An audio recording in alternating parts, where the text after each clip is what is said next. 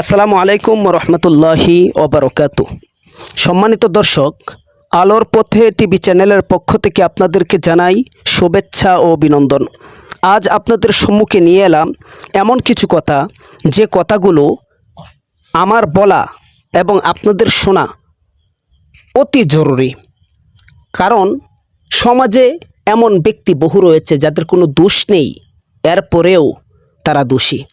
কারণ হলো তাদের স্বভাবগত কিছু কথা রয়েছে, এই কথাগুলোর কারণে তারা দোষ না করেও সমাজে দোষী হয়।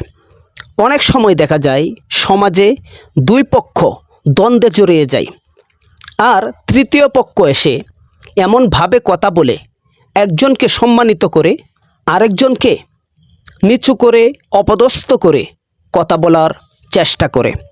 ওই সমস্ত ব্যক্তি সম্পর্কে বলা হয়েছে, দুই শত্রুর মধ্যে তোমরা এমনভাবে কথাবার্তা বলো যেন তারা মিলে গেলে, দুই শত্রু যখন মিলে যাবে, দুই শত্রু মিলে গেলেও তোমাকে লজ্জিত হতে না হয়।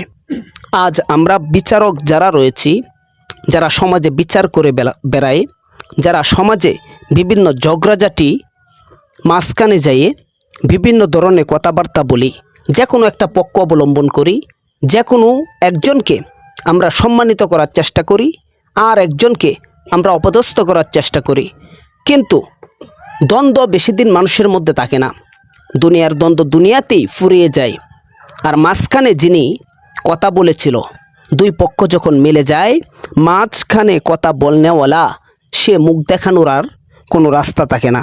কারণ সে তো একটা পক্ষ অবলম্বন করেছে। দ্বন্দ্বের পরে যে মিল মহাব্বত হয় সেটা অনেক জোরালোভাবে হয়। দ্বন্দ্বের পরে যে ভালোবাসাটা তৈরি হয় সেই ভালোবাসাটা অনেক মজবুতি ভালোবাসা হয়। তবে যেই পক্ষ নিয়ে তৃতীয় পক্ষ কথা বলেছে সেই পক্ষের কাছে যেতে পারে, আর যাকে অপদস্থ করার চেষ্টা করা হয়েছে দুই পক্ষ মিলে গেলেও তৃতীয় পক্ষ তার ধারপ্রান্তে এসে পৌঁছতে পারে না।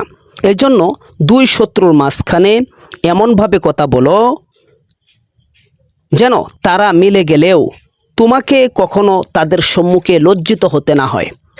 এই জন্য যখন ঝগড়া বিবাদ এবং দ্বন্দ্ব সৃষ্টি হবে সমাজে, মাঝখানে তৃতীয় পক্ষ হিসাবে তুমি যখন যাবে, তখন এমনভাবে কথা বলবে যাতে তোমার কথা দ্বারা তাদের ঝগড়া ফাসাদ সম্পূর্ণরূপে শেষ হয়ে যায়, কিংবা দুনো পক্ষকে সান্ত্বনা দেওয়ার চেষ্টা করবে, দুনো পক্ষকে মিলিয়ে দেওয়ার চেষ্টা করবে, যাতে দুনো পক্ষ মিলে গেলেও তোমার ইজ্জত, তোমার সম্মান তৃতীয় পক্ষ হিসাবে দুনো পক্ষের কাছেই বহাল থাকে।